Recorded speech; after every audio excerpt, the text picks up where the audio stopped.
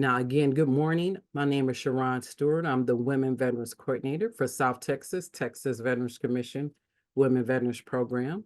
I am a very proud Army vet. I spent 21 years, 6 months, and 20 days in Army, but not that I counted. During my first 11 years in the Army, while I was enlisted, I was a photojournalist, and I spent the last 10 years of my military career as a signal officer. And again, I want to start off by thanking you and welcoming you to today's event.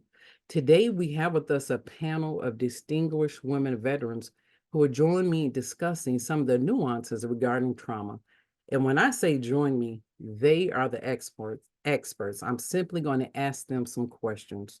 Now, as a quick reminder, the Texas Veterans Commission is a state-level agency that provides assistance to the military community, such as filing for VA disability claims, providing mental health advocacy and training, education, employment, entrepreneurship, grants, healthcare advocacy. And we're one of the few states in the nation with a robust full-time women veterans program. Our Women Veterans Program consists of our program director, Dr. Krista Matthews, who along with me in the program director is a proud Army veteran, Miss Catherine Smith, who covers North Texas, Army veteran, Miss Melissa Harcrow, who covers West Texas, proud Army veteran, Dr. Ramona Todd, who covers East Texas. And I promise you that we absolutely do not give Dr. Todd a hard time for being a Navy veteran. Now, having said that, please know that here at the Texas Veterans Commission, we do not turn anyone away. Even though I'm a women veterans coordinator, probably 30 to 40% of the clientele that we assist are in fact male. Now, on a further serious note, if anyone gets triggered at any time, please feel free to reach out to Miss Jessica Del Rio. She is TVC's Veteran Suicide Prevention Manager, and she's a licensed professional counselor. Please DM her, reach out to her. She will get back to you. She's available for us today. Now, this event is being recorded, so for the sake of your privacy, please feel free to inbox me or any of the presenters with any questions you may have if you don't want to ask them publicly. And depending on the questions, I can even stop the recording during the question and answer portion of today's event. Now, it's my distinct pleasure and honor to introduce today's panelists in alphabetical order. Today, we have with us Mrs. Ayana Brown, proud Navy veteran, the military spouse, CEO of Reach Peer Support Services, who is also certified in mental health first aid, among many other notable accolades. We have Dr. Louisa Kiprono, a maternal fetal medicine specialist and author, who's here in San Antonio, who reached the rank of Lieutenant Colonel, United States Air Force, and Miss Cassandra Moore, who is my fellow Army veteran. She's the owner of Apatheia Yoga, and she firmly believes that if you can change your mind, you can change your life. Cassandra has earned a degree in sports and health science and is also a yoga therapist and is currently in grad school. Now, ladies, first and foremost, thank you so much for joining us today and being willing to share your wisdom and knowledge. And thank you for your patience today regarding different aspects of this topic. Before we get started, can you all take a few moments to introduce yourself? And we can go in alphabetical order. We can start with Ayana, then Dr. K, then Cassandra. Thank you. Good morning. Good morning. I'm going to say ladies, and I believe we have a gentleman in the building too. Thank you so much for having me here. Thank you, Sharon, for that introduction. In 90 seconds or less, I'm just going to try to explain what I do. Now, when I go through this, you're going to be like, what in the world? I mean, and there's a lot of reasons why. There are so many things that I'm going to say about what I am. It's because nobody fits into one box, and I own that now. And, you know, for me to just sit up here and say I'm a veteran is not really fair to all the experiences that have, you know, made people like Sharon and others invite me into these spaces. There's so much more, you know. Right now, I'm going by, and I say right now because I change it up, the resourceful rebounder. So yeah, so, you know, a couple of nicknames I've received throughout, and some people call me the military concierge. I had one lady call me Home Depot, but I told her, please don't write that because I do not want to get sued. I have no money like that. But what else I am? I am a speaker. I am a Navy veteran. I am a military spouse. I am we mentioned, I actually am a certified mental health peer specialist for the state of Texas. I'm also a trauma-informed coach. That's pretty recent. I am in school as well, studying to become an LPC, a licensed professional counselor, while also being a wife and a sister and a mom and a bonus mom and a fur mom and a caregiver. Mm. So that is part of who I am and why I'm here. I'm also, as of 2 days ago, I'm an intern. So I'm a 40-something-year-old intern now. So all the things. Thank you again for having me here. Oh, I see somebody's doing trauma-informed training. Awesome. Dr. K, ma'am, if you could just introduce yourself as well. Sure. Well, first, I would like to say that I'm honored and humbled to participate in today's webinar. Thank you so much for reaching out and inviting me. I am Dr. Louisa K. I am a woman physician. I am a refugee from former communist Romania. As Sharon said, I am a maternal fetal medicine specialist. What it means is I take care of pregnant moms with high-risk conditions, either themselves or their babies. I'm also an Air Force veteran. I am the founder and the CEO of my own telemedicine practice. It's called Telemed MFM, and the self-empowerment thought platform, Dr. Louisa K. My mission is helping women heal both physically and spiritually through my own story and vulnerability that started when I arrived in America 36 years ago. Through my telemedicine practice, Telemed MFM, I provide high-risk pregnancy care to all women beyond borders or geographical limitations. My true story book, Push, Then Breathe, Trauma, Triumph, and the Making of an American Doctor, is due to be released on February 13 and is based on my first 15 years of my reborn life here in America.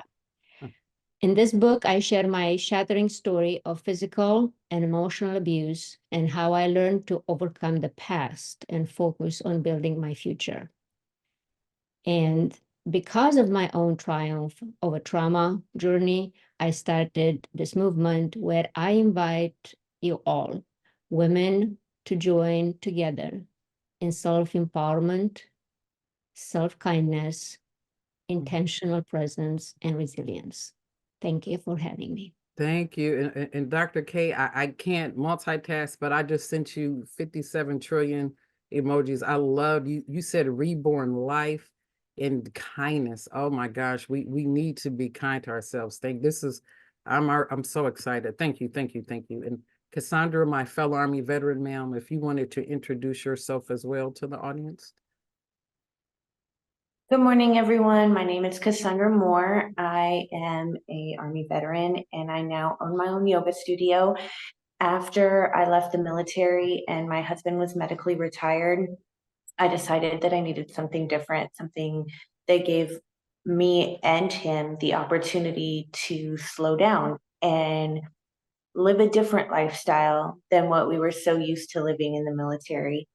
And yoga gave that to me. I started practicing while I was in the military, and as I got out and I started doing it more and more, and I saw the benefits and the change that it was having on my life and his life, it was just something that called me to do more. And so I opened the studio here at the end of last year, and I'm just so excited to be here with all of you this morning and share what I can to help you better realize how trauma-informed yoga can make a difference in your life.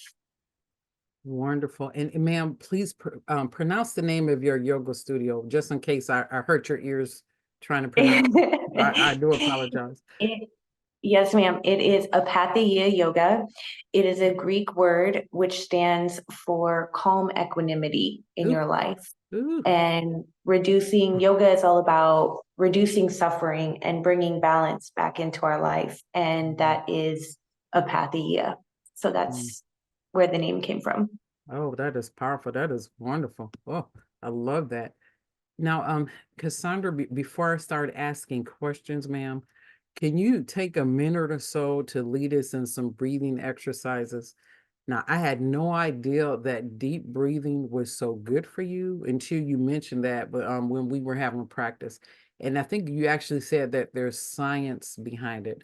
From what I read, deep breathing can release toxins from your body, can potentially help to lower high blood pressure. And according to the Mayo Clinic, it can even help to alleviate chronic pain. So until you mentioned there was science behind it, I had no idea it was such a good thing. So ma'am, can you please lead us?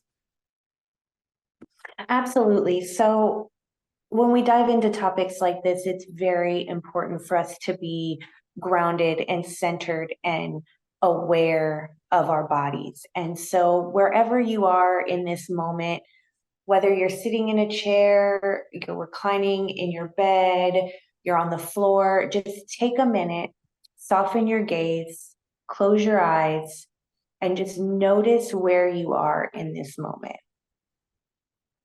Feel the chair underneath you or the floor beneath you. Meet your body and just notice. Notice the sounds around you, the ticking of a clock, the cars driving by. Maybe the room is warm and cozy. And as you do this, start to bring notice to your breath.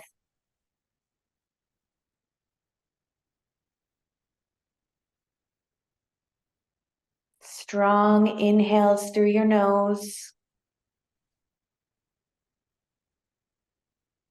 Smooth exhales through your mouth.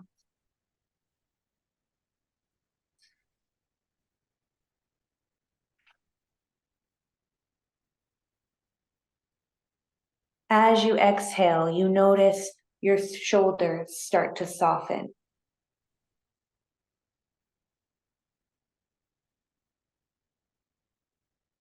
Strong inhales. Maybe you're noticing tension, pain in certain areas of your body. As you inhale, bring your breath to those parts of your body. And when you exhale, let them go. Release them. If your mind is wandering, focus on your breath. Come back to the present moment. Releasing anything that no longer serves you.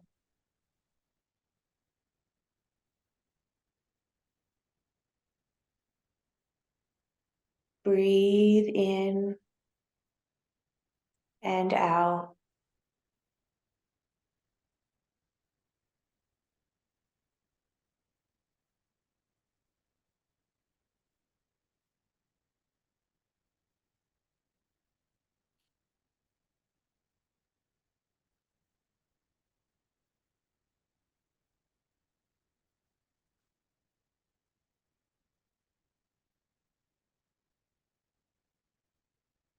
One more full round of breath. Inhaling in, exhaling out.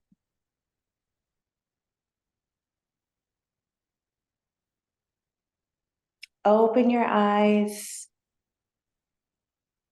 Adjust back to this moment. And thank you all for being here today. Thank you so much, Cassandra. Thank you. Now, ladies, we're going to go ahead and get started with some of the questions. Now, the first question that we're going to start with is, what is the definition of trauma?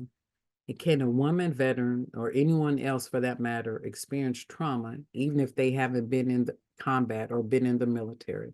I think, Cassandra, I think you're able to answer that question, ma'am. Yeah, so trauma is anything that a person experiences that is outside the normal realm of our day-to-day lives. And it can range from child abuse, it can range significant events that happened in our childhood. It can be something we saw, experiencing a car accident. It doesn't have to be just combat related. It can be sexual trauma. It can be, there's so many different things. And each one of us handles the situations in our life differently based on our prior experiences. So the way we were raised, the way we've lived our lives, the things that we've seen and done, they all affect the way we handle good situations and bad situations. And so trauma comes in to what we know to be like the mind-body connection. And it's not just the event itself, it is how we respond to that event. And so when we say that trauma lives in the body, it's those little tensions, and maybe we get debilitating chest pain because we were in a car accident, and the seatbelt and the airbag, the pressure against our chest, that it comes back in that way. It can be limb pain if you had a crush injury. There's so many different ways that it comes back into our bodies, and there's so many different ways that we can experience trauma. And especially as women, we can be individuals who experience trauma, and we can be individuals who support and care for those with trauma. It can be almost more difficult for us because we can be dealing with our own traumatic events, but we're still looked at as caretakers. And we have all of these additional responsibilities. And if you are a spouse of a service member that struggles with trauma, that struggles with PTSD, that can also cause traumatic events in your life. And so it is almost more common, and there's research that shows that female veterans are at least twice as likely to experience trauma and the residual effects as trauma as our civilian counterpart. Our next question, I believe Dr. K and Ayana, you both have some excellent insight on this. How does trauma affect and or impact emotions? So I'll start by saying that as a physician, we always wear these two hats, just like Cassandra said. The healer, but also the patient. And when we start experiencing our own trauma, or when people ask us about their trauma, we look at it as a person who have gone through it, but also as a healer, like in my case, a physician, and start looking from the organic parts of the trauma and how we can, deal with it. I have to say that trauma affects everyone differently. Emotions and trauma are very closely interrelated. And when we deal with chronic episodes of trauma and abuse, where emotional or physical, to me, the 7 stages of grief come to mind. I don't know if you ever heard of them, but with our, in medicine, with the terminal patients or patients who got a extremely earth-shattering news.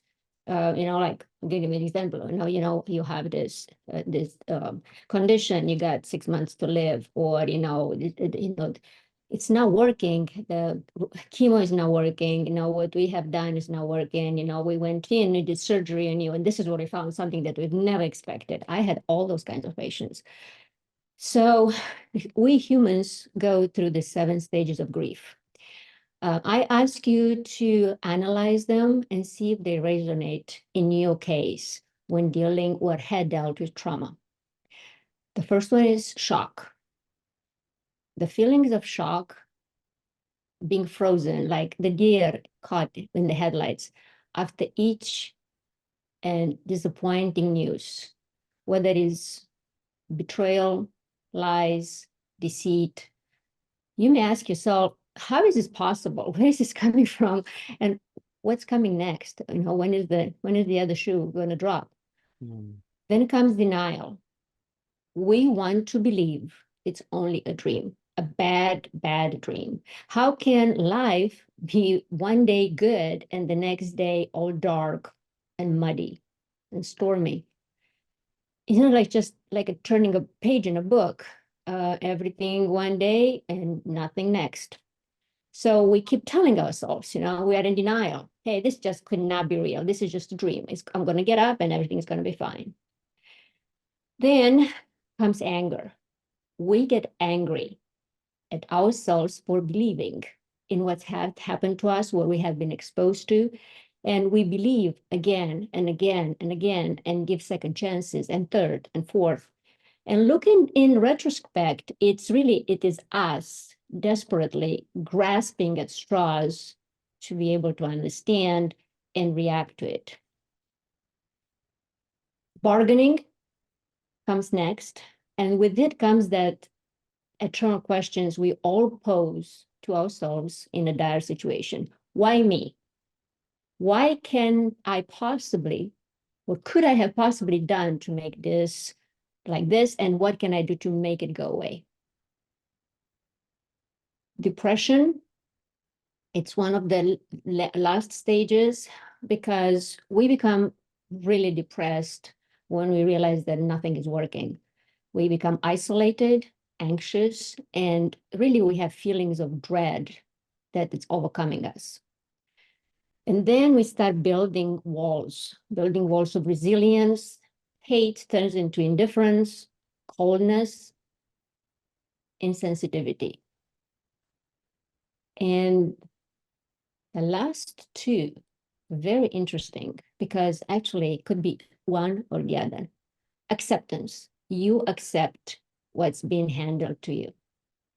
Eventually, we resign ourselves and accept our own present and the actual circumstances. Or we choose to build hope. We build control on how to respond, rebuild, and reconnect. And with self-patience, self-forgiveness, and self-kindness. Because what's done, it's done. And where am I going to go from here, right? Painful, slow healing of the outside. But don't be fooled. The scars remain deeply ingrained inside. Ayana, did you have anything to add about how trauma affects or impacts our emotions? I think that was pretty powerful. Yes, definitely. And to both the speakers, you touched on so many things. It's to add and to answer those questions, because I'm so grateful that both, Cassandra talked about, the effects on the body, and Dr. Louisa also with the grief. And I just wanted to add a few things and I do this because what this information does for me is it helps me understand people a little bit more. You know, when we think of trauma, we do think of an event, and it's like Cassandra said, it's not an event. It's how your body perceived something that happened as potentially dangerous. And, you know, we talked about, you know, the acute types of trauma that, you know, we all know of and expect. You know, it could be war, being in a war zone, all those things. But I just want to add that, you know, we also have developmental traumas. Some people get trauma from while they're still in the womb. You know, they refer to that as precognitive. And these are all things that affect the behaviors that you may see and perceive from somebody. We sometimes miss the fact that there's intergenerational trauma. You know, I'm seeing some head nods. Some people know what that's like, intergenerational, right? And what about our collective? You know, I saw in the chat, you know, hey girl, she came in, and what I loved is that she said that she's listening and praying for us all. Why?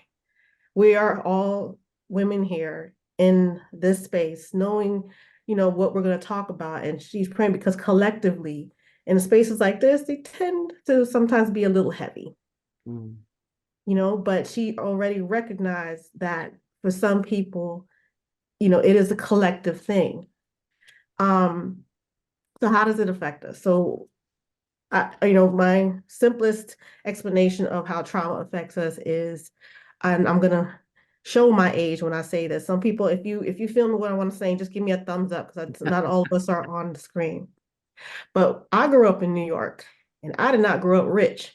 So that meant we had old VHS tapes, and we used to watch a lot of martial art movies. In those martial art movies, they had ad-libbing. Anybody remember that? And, you know, we used to do the joke, like we would play together, like, hey, you, and our mouth would still be moving because the words don't match up with the mouth movements. Anybody feel me on that one? Yeah. Okay. I'm not the only one. All right. Trauma changes the way you listen. It changes the way you see things. It literally, actually, scientifically changes what's called the neural pathways in your brain. Now, if you think of it as a circuit, you know, you have the electricity going into a different area, and then if it's blocked, then it can't make it. So you have to make connections. What you're doing is perceiving something, and your brain is making a connection with what that means to you. So what that means to your body. So when you have trauma that you have not processed through, what that does is lowers what they call the window of tolerance. What's the window of tolerance in simplest terms? Anybody know what it is to be hangry? Anybody ever been hangry? Yeah, that's a lower window of tolerance, right? It affects your memory. You know, this is one of the reasons why so many of us, and I say us, our vet sisters, you know, with certain things, they don't come forward because now they're not even trusting their own memories.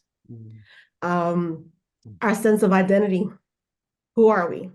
You know, it's very intentional that I said what I said when I was introducing myself, because before I would just say, okay, I'm a military spouse, I'm a veteran.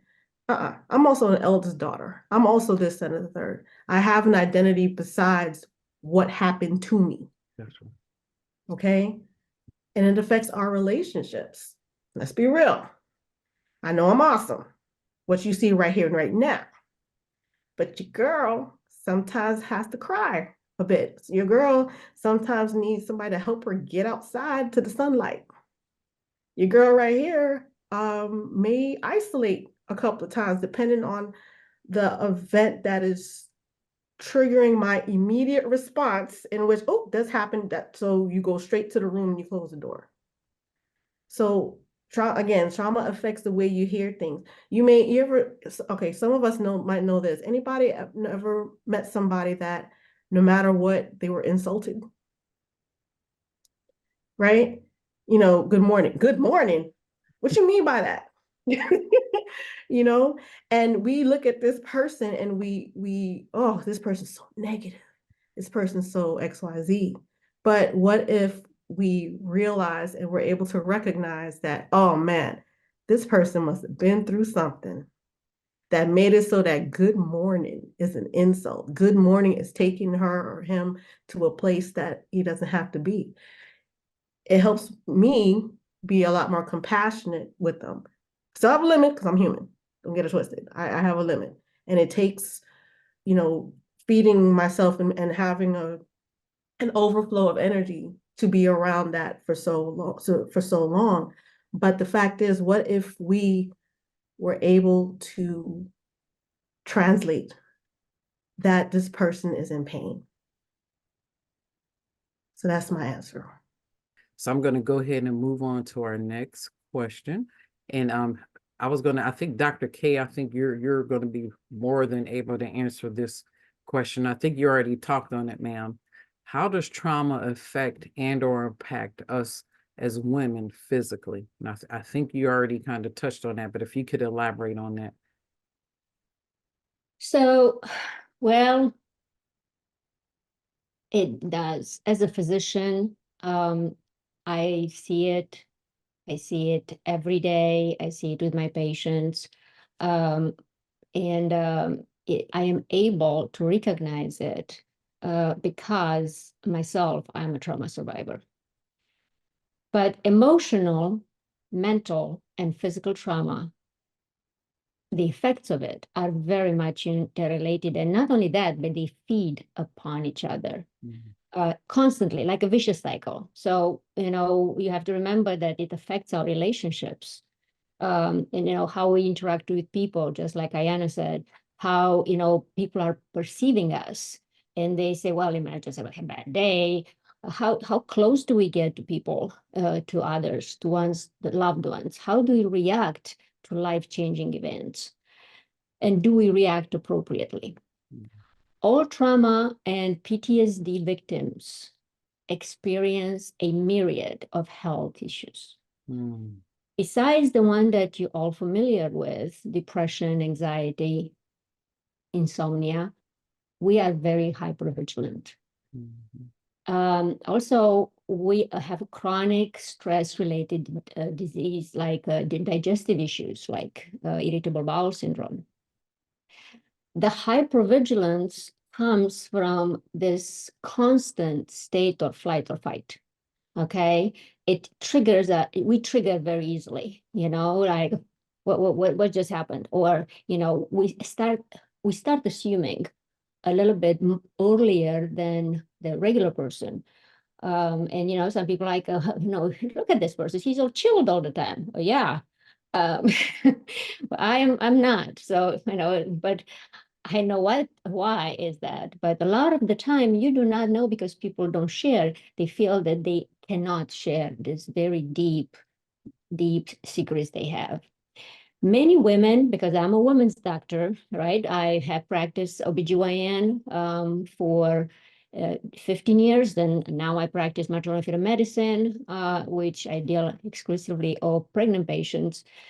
Many women experiences chronic pelvic pain, somatization disorder, inability to tolerate the recommended preventive gynecological visits.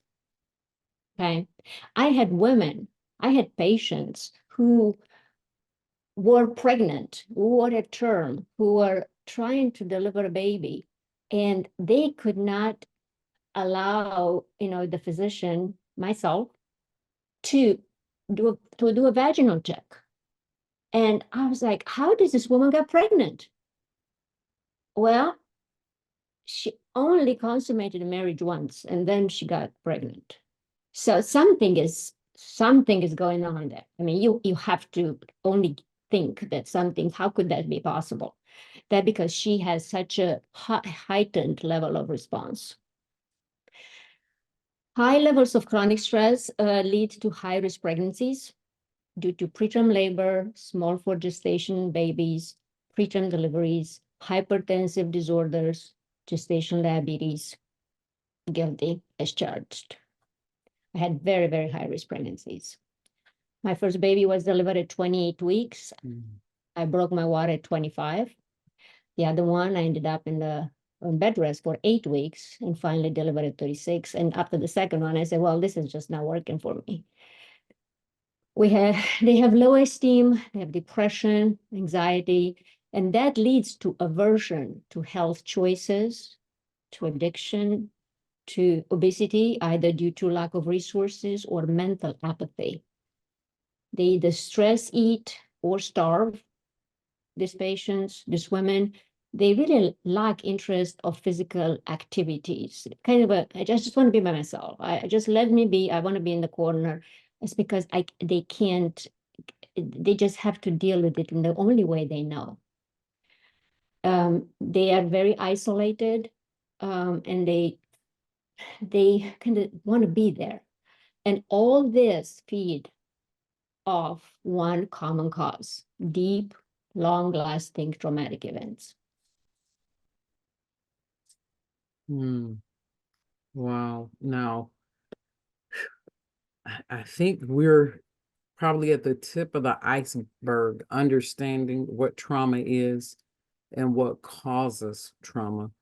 If we could kind of segue or shift into some of the things that we can do for those who've experienced trauma. So what are some things that could absolutely, that could help? Now, Ayana, you're a brain spotting practitioner. Ma'am, can you explain exactly what that is? Sure, I sure can. So, one thing, as you guys hang out with me enough, you'll find that I have tried many things in my journey.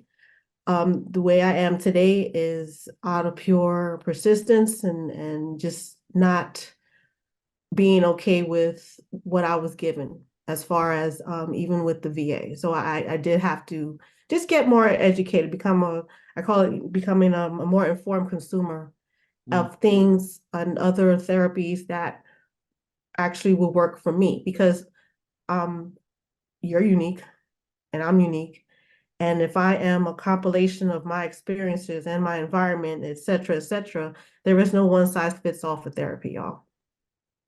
I say that because it breaks my heart that people give up as far as even when it comes to healing themselves and healing the trauma that has rewired their thinking.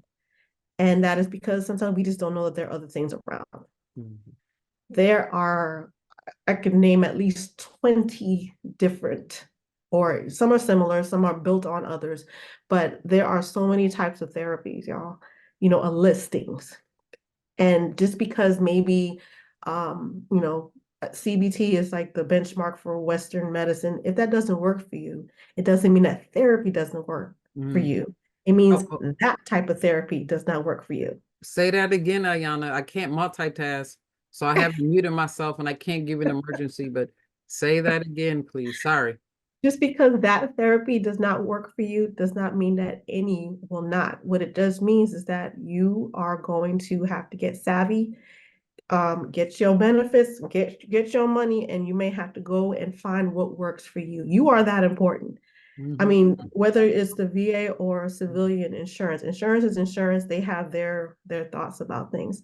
One of the things I was just about to put into the chat was, one of the ladies, LPT Consulting, mentioned when Dr. Louisa was talking about pelvic issues. That's, definitely a symptom that a lot of people miss. They're afraid to talk about. And I'm not sure, if we even realize that a lot of us who are dealing with, I'll go with sexual trauma, have no idea that there are therapies specific to that trauma that don't necessarily are not necessarily CBT. For instance, sex therapy. Now, when I say sex therapy, I sometimes get a little smile, everybody gets a little hee-hee because of what you think you know about it, which is what I thought too. But when you delve into it, you find out that sex therapists can be very helpful to trauma victims. Why? Because just like Dr. Louisa was saying, our bodies, hence the term in the book, My Body Keeps the Score. If you have gone through an acute trauma like that, sometimes, just like with a traffic incident, you tense up. There you go. You got the book. Thank you, sir. You tense up. And what a lot of, I'll just say, women right now do not know is that you can actually work through that, so that can, for one, give you back your give you your body back, so you can enjoy sex again. So maybe, there is something that is specific to that. In my case, why did I get into brain spotting? If you're not familiar with a trauma therapy called EMDR, it is eye movement desensitization and reprocessing. And that I found that I needed, and I paid out of pocket, found somebody who helped me. That gave me freedom. It gave me the ability to even say words that trauma had me to the point I couldn't even say specific words. I could not talk about certain things. I couldn't watch certain movies. I had to avoid. Now, that process was amazing. It's a lot of neuroscience along with it that includes lights and bilateral music, so that both sides of the brain are being stimulated while I am bringing up a memory that I need to, what I call, de-energize. I keep doing this as far as like with the electrical circuit. It's like, it's being able to touch that stove again and knowing that, not expecting to be burned. I can talk about this particular memory again because it doesn't hurt me as much. So brain spotting builds off of that. And what I love about it is I feel that once I'm certified, I'll be able to go anywhere and help people that may not, for one, have the access or the time to go through all that, but to give another option, because it is somatic based, somatic meaning body based. We're not just going to start with talk therapy, which is nothing wrong if that works for you. It didn't necessarily work for me. Somatic therapies, instead of going from the top down, they go from the bottom up, and they really help you with your body sensation. So this is a quick little model of the brain. And when you think talk therapy, think about the frontal lobe, because this is where we do all our thinking. This is where, like, oh, I have it in my hand. This is my feelings wheel pillow that I bring with me, because how many times do we think about therapy and we're supposed to be able to explain what we're thinking, what we're feeling. And sometimes what I'm feeling is not on here. It might be a cuss word, it might be a color, it might be a rock song, it's whatever. But the fact is, I don't feel like having to think right now if I'm upset. To be honest, not even what I feel like doing. I'm unable to, and most of us aren't. Why? Because we have hold on, I'm turning around.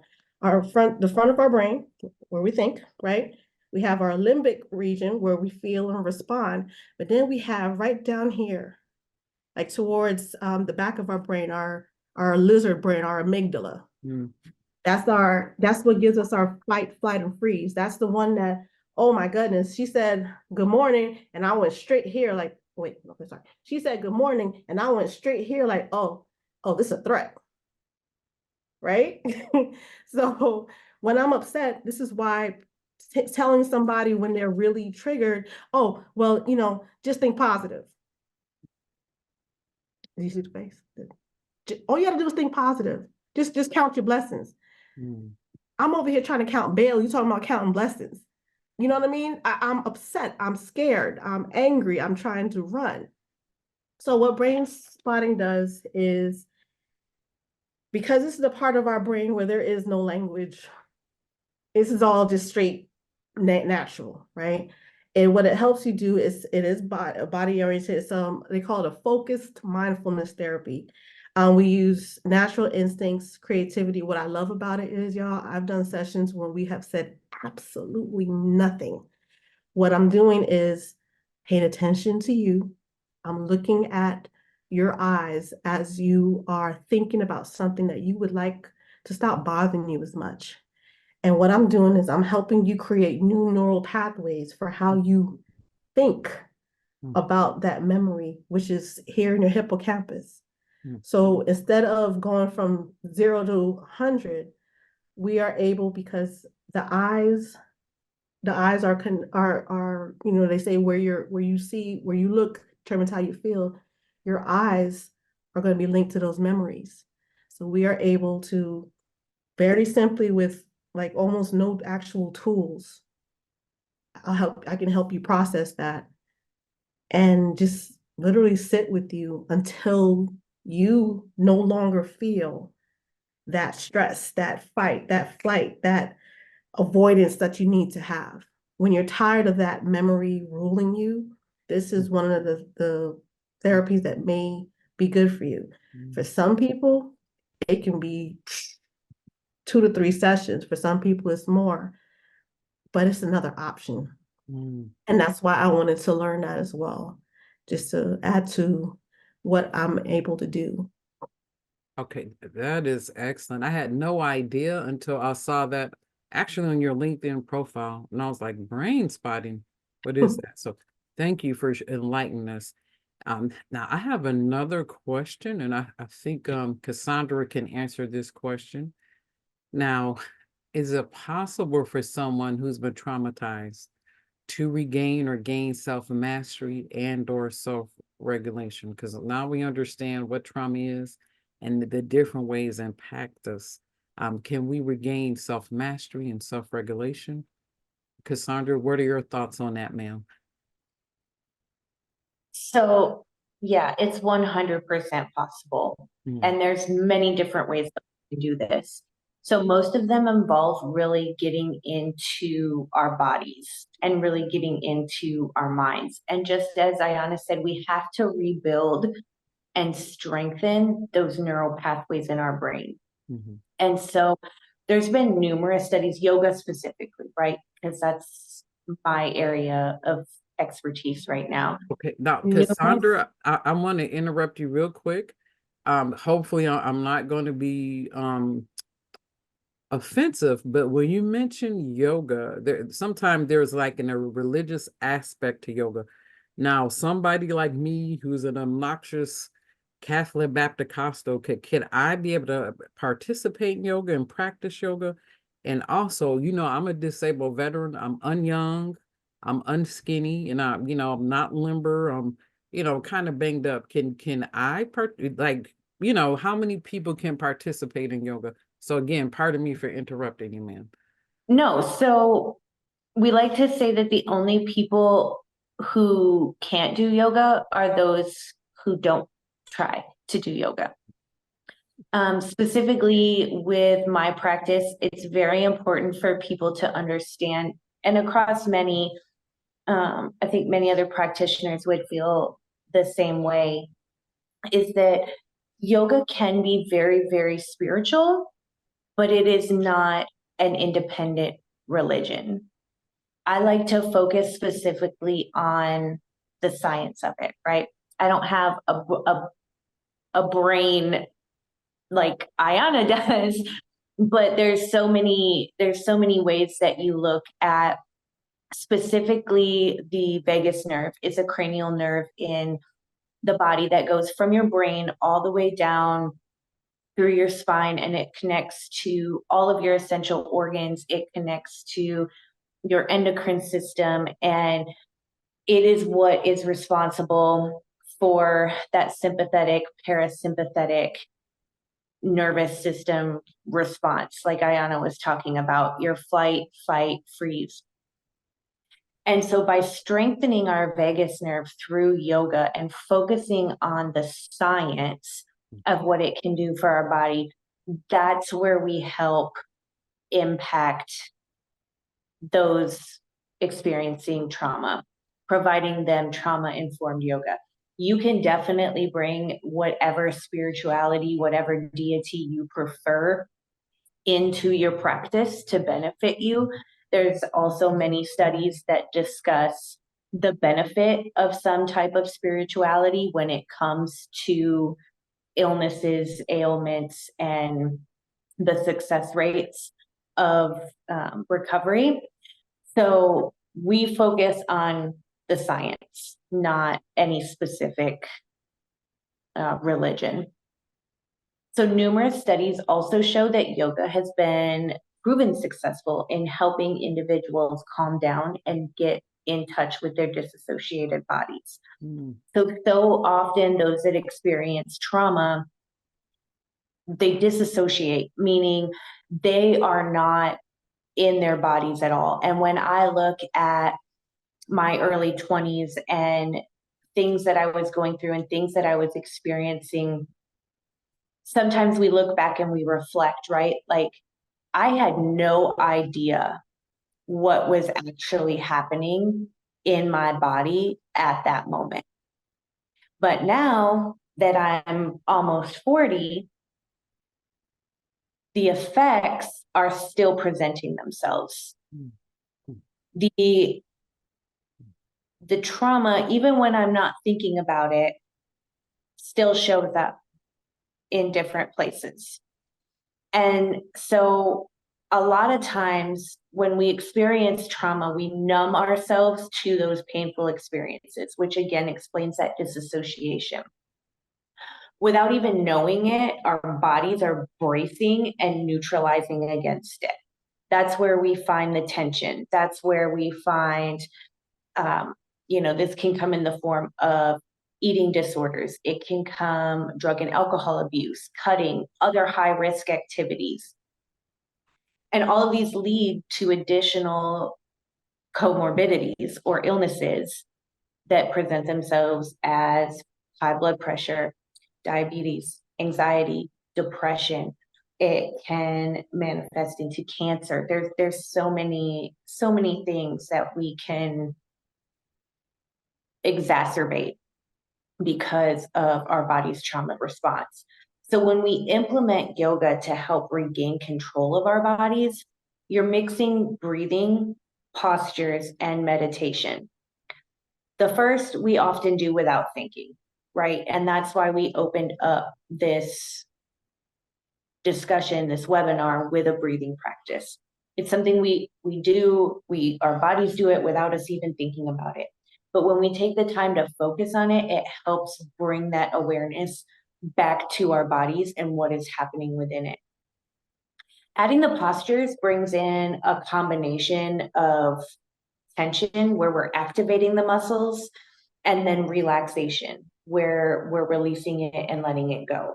And this is where we say we love to take yoga off the mat.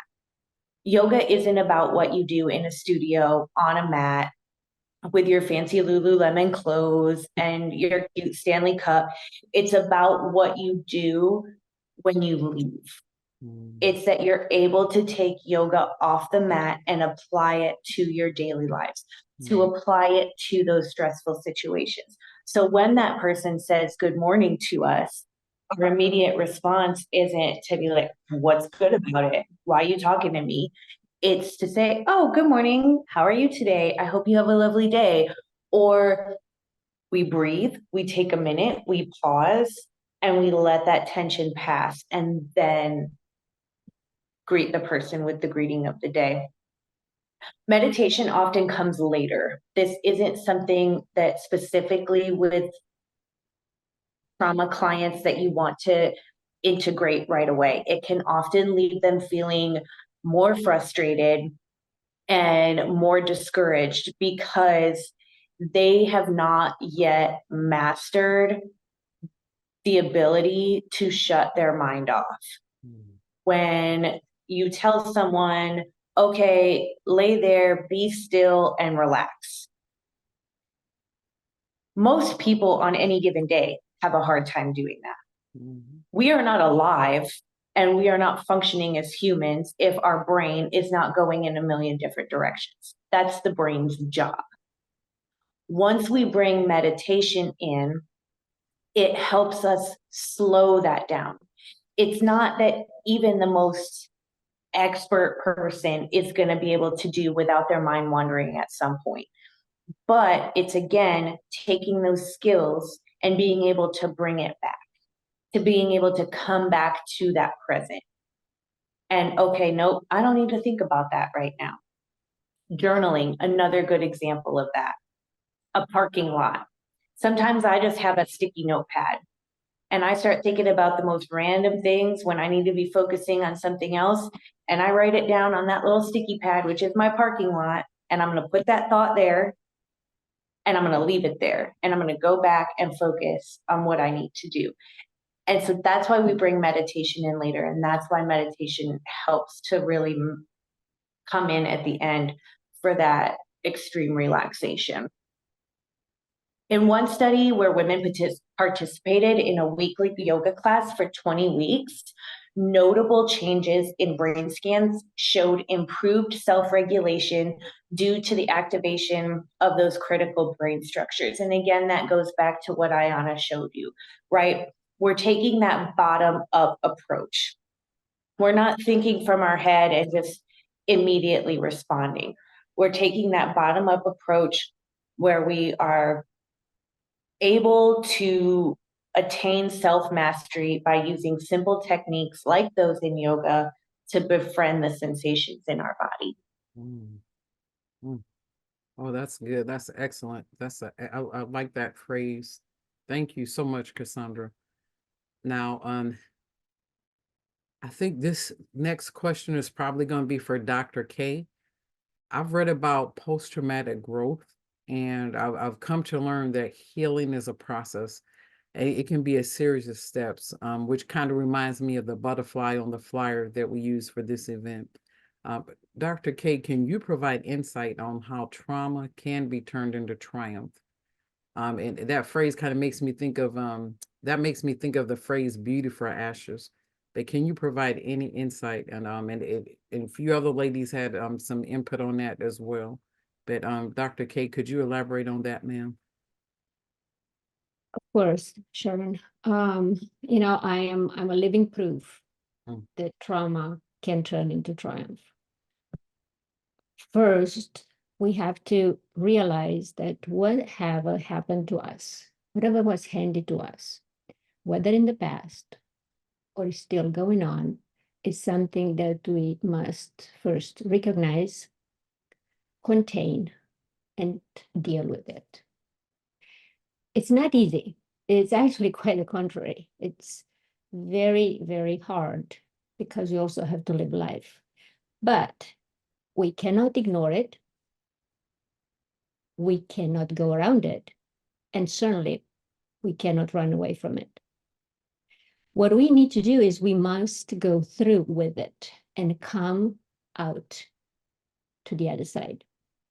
You heard people saying, embrace the pain, embrace the suck, go through the valley of the shadows and all that. That's truly what it is. You must go through with it.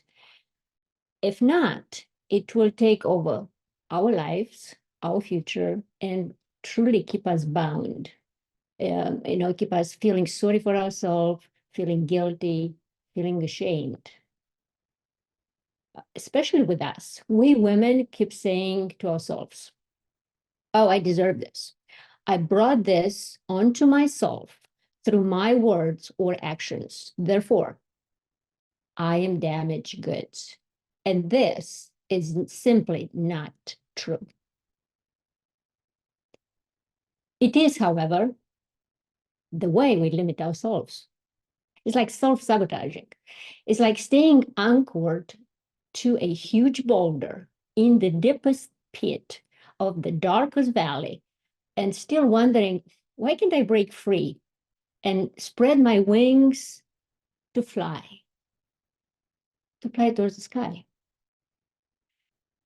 So, yes, we must learn from our experiences, and we cannot undo what has been done to us. We must remember that. We must let go of the past. What we can do is to realize that each one of us have this inner dream. Truly, we do have that. We have this deeper desire to succeed. Just take yourself back when you are a child. Close your eyes and be like, I had so many dreams when I was a child. I feel like I can do anything. Think of the kids, just like, they look like they're fearless. And then something happens along the way. What has gone? Because of the influences, of the negative influences that people, circumstances, events made us become, frightened and questioning ourselves, limiting ourselves. Oh, you're no good. Oh, you just, you know, too lazy, you're too fat, you're too skinny, you're too tall, you're too short, whatever. You can't go, you know, become a doctor. You can only, you know, whip the, you know, clean the streets. Yeah, you want to, but you just can't do it. Well, I can tell you, think about it. If you grow up, right, when you're born until, let's say you are, I don't know, 15, you grow up in a house that they say that wall in front of you, son, is black or brown or green, whatever. But you know, that wall is really white. If I come to you when you are 15 and I say, you know, this is such a white wall, you're like, what are you talking about? It's a black wall or a green wall, whatever that your, you know, your parents, your significant others keep telling you. I mean, this is all relative. It's a matter of perspective. What have you been taught? What has been ingrained in your head? So it's up to us to find this inner force, focus and plan, and then consistently work at this goal until it gets accomplished. And truly, we can't worry about what other things think or say, and we can't make excuses either. As you all know, no human out there can please everyone. It's just not possible. I personally believe that I am the master of my own fate. I am the captain of my own ship. And that's what I mean by thriving in life and not surviving. To be limitless and unconquered, I need to work on freeing myself from my one self-limiting mindset. And you can too achieve that. You do. You just have to believe in yourself and the power that you have within. I will share with you the 3 tenets that I have. First, because I use them for myself. I hone in to my dream and I don't let go until accomplished. It becomes my purpose and my fuel and my focus, and I just keep going at it. And the harder it is, the more I go at it. And when you are through with it and you got what you wanted to get, you are free to roar. I give it permission because I do. Find your anchors and self-coping skills and use them to balance you and refocus you. Think of it like a cup, okay? What fills your cup? Exercising, meditating, journaling, cooking, fishing, gardening, singing, dancing, writing poems, doing yoga, just meditating. That is your cup. That is what you fill your cup with every single day. Because you will need every drop of that fill that's inside that cup, because you need to sort of nurture yourself when you stumble through rough times. And last, search for that one human that believes in you. And once found, keep connecting with them, no matter what it is, because it's your lighthouse. The road is twice as hard to travel when you're lonely. Miss Rochelle Pierce, I know you work for the Samaritan Center, ma'am, and you actually have a trauma group. Could you just, if you could do it maybe 30 seconds or less, because could you kind of tell the attendees about your group and about the cost and all that? Yes, thank you very much, Sharon. And I'm so delighted with the resources that we've been introduced here today and the persons that have been presenting. The Samaritan Center, I am a co-facilitator of a women's healing trauma group. This group initiated as a military sexual trauma recovery group. But as we began to see the expansion and the need, particularly of women-centered supports, around either a history of or current concerns with being exposed to abuse, domestic violence, or sexual assault situations, we expanded this to include civilians as well as military-related trauma individuals. So we do an online group The TVC is an excellent support for us. Anyone that is military related can attend free of charge to the televideo options. Under the TVC grant, we also have some TVFA funding. And then of course we are a private nonprofit, so we do work on a sliding scale basis for anyone that would like to attend and look at the recovery process from the histories of what we've been exposed to via trauma of sexual assault, abuse, or domestic violence. I was also in the midst of just putting the flyer in the chat, so you guys are welcome to take a look at that and of course reach out if you have further questions. Thank you. Oh, thank you. And I'm going to put somebody on the spot. I think he might be our sole male participant today. But Mr. Eric Sexton is with an organization that offers therapy where you can talk over the phone, kind of going back to what Ayana said. If you got to crawl, if you got to roll, if you got to inch, claw, whatever you got to do to be there for yourself, to take care of yourself. I believe, Eric, your org has, I believe it's telephonic therapy. So I know you weren't prepared, sir. I just saw that you're participating. Yeah, absolutely. So I'm with a company called Telemind. We provide virtual behavioral health services for veterans and active duty military members, as well as dependents, nationwide, responsible for the Texas area. And my sole role is just raising awareness, not just of Telemind services, but just mental health and taking care of your mental health and taking the personal care of that as well. Okay, perfect. So if you have any other questions, please reach out to me. Okay, Eric, I'm going to follow this up and I'm going to send out an email to attendees. Could you send me your flyer? Absolutely. Okay, all right. So before we close out, I'm going to ask my wonderful, thoughtful, I'm going to say beautiful presenters if there's anything else they would like to add as far as what we talked about today. And going in alphabetical order, I'm going to start with Miss Ayana Brown, ma'am. Hey everyone, thank you again for your time. I just want to share like just 3 things that I just want you to I hope that you get from me today. One is isolation is a lie. There's for some of us, we have thoughts that we don't belong. We do. Just like with therapy, we just have, we may need to explore other tribes.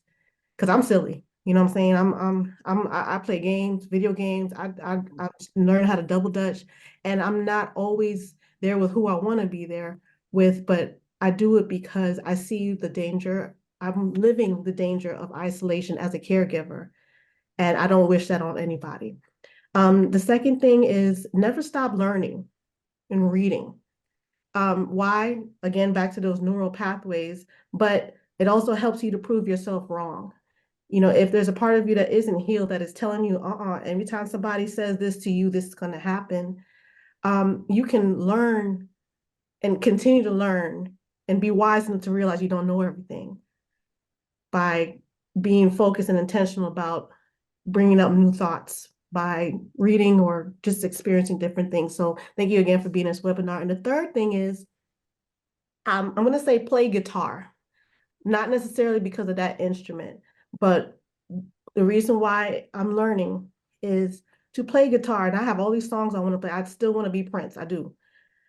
But the first step about playing guitar is you have to put calluses on yourself. You have to get uncomfortable. You have to prick that finger, and you don't want to go through it. But if you don't, you're not going to be able to play that beautiful music. What it does is teaches you that, yes, you can take that bit of uncomfortableness and that pain and still survive it in order to get that post-traumatic growth and to grow something else. So again, I appreciate you all, and hopefully I'll see you online or elsewhere. All right, thank you. And Dr. K or Cassandra, did you have anything else before we go ahead and close this out? Cassandra, you go first. Okay, I would just like to tell everybody, thank you so much for participating today. Whether you are a trauma survivor, whether you are a caretaker of a trauma survivor, don't ever forget that you're important and you matter. And self-care can look a million different ways. It is what it is to you. If you have any further questions, please reach out to me. I do offer individual yoga therapy sessions for those who don't prefer a group setting. Just let me know. I'm always available. Thank you. Have a blessed day. All right, Cassandra, you might have to invent a new form of yoga for me, but we'll talk about that later. We'll talk about that later. I can barely touch my toes, ma'am. All right, and Dr. K, did you have anything, ma'am? Yes, I wanted to share with you a few lines that I wrote myself, and I think that will resonate a lot with you all. It's called survival mode. I do so well in survival mode. It's like visiting an old friend, seeing if we are still comfortable with one another, telling her my deepest secrets, having a coffee together in silence. We, these people, my people, trauma-ridden people, have so much power, so much reserve, so much resilience. We don't know sometimes, we don't realize the gold mine we have within, the diamond that we suppress, when rather we should let it out to shine, bright like a star. I am on a mission to show my fellow women survivors that the way they are made is special. Just like me, they got pushed to so many limits that they won't be able to ever be the regular run-of-the-mill human. We survivors thrive in face of scarcity. We shine when suppressed. We rise when shoved and kicked. We act calculated when pushed, before pushing back. We survived because that's all we could do at one time in our lives. Experience and practice makes us best. We have been experienced all right in survival. Thank you so much for your time, and thank you for inviting me. It's been the utmost pleasure. God bless. Thank you, thank you, thank you. All right, team. Having said that, on behalf of today's panelists, Miss Ayana Brown, Dr. K, Cassandra, I'm going to go ahead and close us out. I would like to say that we see you, we value you, we honor you. We thank you for participating today. And this is in today's webinar. Thank you so much for your patience.